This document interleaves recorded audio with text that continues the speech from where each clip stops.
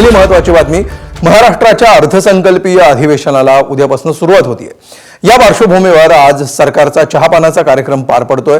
सह्याद्री अतिथीगृहातील या चहापानाला मुख्यमंत्री फडणवीसांसह उपमुख्यमंत्री एकनाथ शिंदे, उपमुख्यमंत्री सुनेत्रा पवार आणि सर्व मंत्री उपस्थित आहेत। विरोधकांनी मात्र सरकारच्या चहापानावर बहिष्कार टाकलाय। यंदाच्या अर्थसंकल्पीय अधिवेशनामध्ये अर्थखातं सांभाळणाऱ्या अजित पवारांची उणीव भासणार आहे। अशावेळी अर्थसंकल्प सादर करण्याची जबाबदारी मुख्यमंत्री देवेंद्र फडणवीस यांनी स्वतः स्वीकारली। राज्य सरकारवर आर्थिक बोजा असल्याची कबुली सरकारने दिली आहे, त्यामुळे या संकटातून मार्ग काढण्याचं आव्हान सरकारपुढे आहे।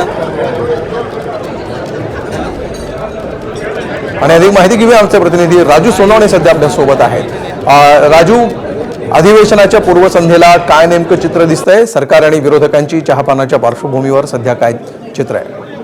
अमोल, आपण पाहतोय की उद्यापासून अर्थसंकल्पीय अधिवेशनाला सुरुवात होणार आहे आणि अर्थसंकल्पीय अधिवेशनाच्या पूर्वसंध्येला सरकारकडे जे आहे चहापानाच्या कार्यक्रमाला विरोधकांना निमंत्रित केलेलं होतं। मात्र विरोधकांनी जे आहे तो बहिष्कार टाकलेला आहे की राज्यात एवढे सगळे प्रश्न असताना सुद्धा सरकार जे आहे त्यांचं वागणूक व्यवस्थित आहे आणि म्हणून आम्ही बहिष्कार टाकतोय, असं दुपारी विरोधकांनी आता जाहीर केल्यानंतर जे आहे ते आता सरकारचं जे आहे ते चहापानाचा कार्यक्रम ओळखलेला पाहायला मिळतोय। मुख्यमंत्री देवेंद्र फडणवीस असतील, दोनही उपमुख्यमंत्री आणि मंत्री उपस्थित होते। चहापानाचा कार्यक्रम झालेला आहे आणि आता मंत्रिमंडळाच्या बैठकीला सुरुवात होईल। त्यानंतर आपण पाहतोय की पुन्हा एकदा पत्रकार परिषद जी आहे ती सुरुवात होणार आहे।